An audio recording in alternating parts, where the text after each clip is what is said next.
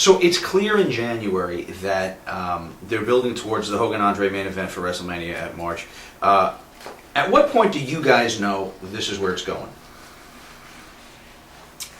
Well, just from when they would do the Piper's Pit type things and the little vignettes on Hogan maybe, and then the ones on Andre, and the way they put those things together, and just the interview process itself, you could see where that was going.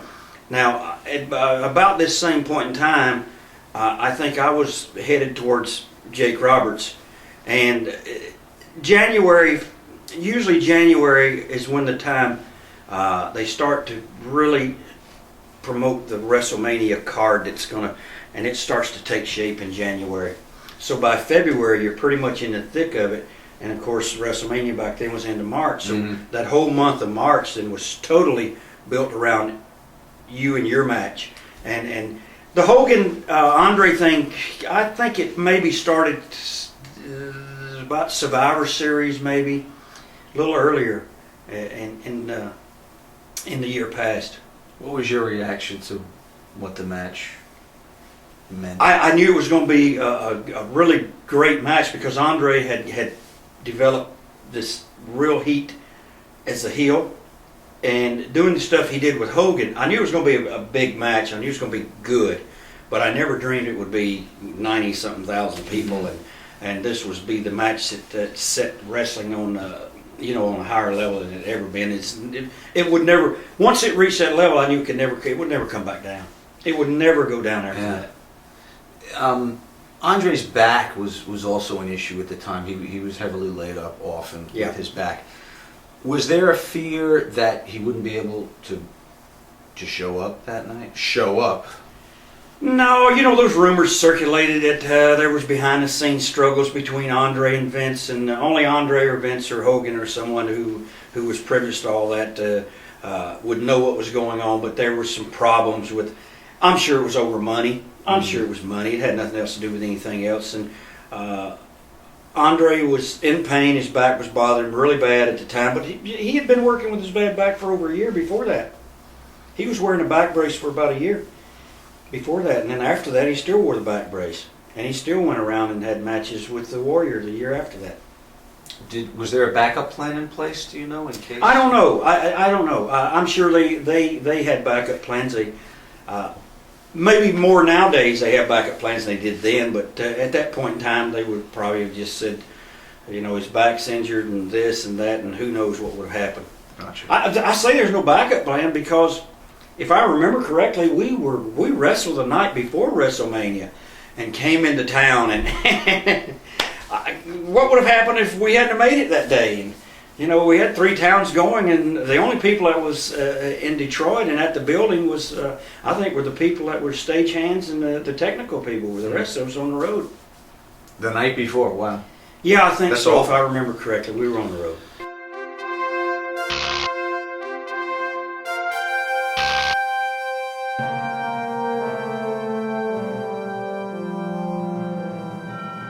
Do you remember this night when they were both in town? I do remember that, and they also tried to get into Baltimore at the same time we were there at one point in time, and they ended up in, I think because there wasn't an arena or something for Baltimore because Vince had it tied up, they ended up in Salisbury, or we were in Salisbury and they were in Baltimore, but that was the one time they did try to go, and they did go head-to-head with us, and they did draw a nice gate over there. What was the talk backstage? There was a lot. We didn't worry about that kind of stuff. We didn't care. We had our thing we were doing, and we were going to sell out no matter what. And they weren't really a threat. Other than we were glad that they were doing good business because it gave us all an opportunity. If something happened that we wasn't happy with, we could all pack up and leave. Yeah. And because we didn't have any binding contract to keep us from going anywhere, they were on contract in the old NWA, WCW at the time. I think, but not very many of our guys ever left and went to them. Most of their guys ended up leaving, coming with us. Yeah. Their television product just was not as strong. They weren't. They didn't have the toys. They didn't have the games. They didn't have the personal appearance machine that Vince had built in, and they weren't making this extra money. Then they were making a lot. They were making really good money. they were making good money, but they weren't household names. We had become cartoon characters. We had become real life cartoon characters no matter where we went. There was a couple of guys who was there that was recognized at that point in time, but until they came over, like a Ravishing Rick Rude, until he came over to the WWF, he was just another guy that worked over there in the Crockett territory in the NWA. So was the Powers of Pain, Warlord and Barbarian. When they came over, gosh, who else? Some more guys. It was a steady flow of guys that started to come over. Even Hennig, Kurt. I mean, most of the fellows who were in the WWF when I came there had also come over from the old NWA, North Carolina Crockett's. Snuka was there and a big star in the NWA, and for Crockett's, Sergeant Slaughter, Roddy Piper, Ricky Steamboat, Rene Goulet. The list went on, and these were all people who were major players on that side of America at one time. now, the night that you're both in Philly, do you know if anyone from the WWF office is sent over to building the Crockett Lines? I don't know. I never heard anything about that, or that anybody infiltrated anybody else's building, or there's any skullduggery going on, or it's like I said, we were doing our thing. They had a private jet. Crockett's had a plane that they would get on a plane and fly back to wherever they lived in Charlotte that night. We were back to the hotel at midnight, 1 in the morning, up at 6, and going to the next show.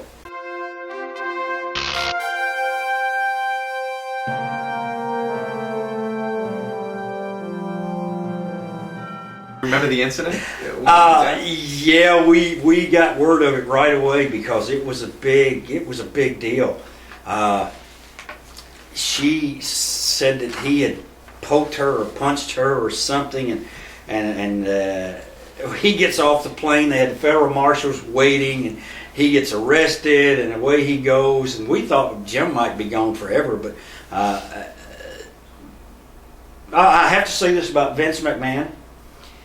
He did take care of his people.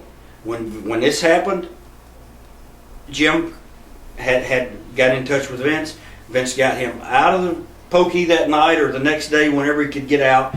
Vince put the money up to supply his defense for him. Now, mind you, Vince is going to get the money back, and apparently when Vince started to take the money back, Jim wasn't happy about it, and there was some furniture that got broken at TV tapings one day.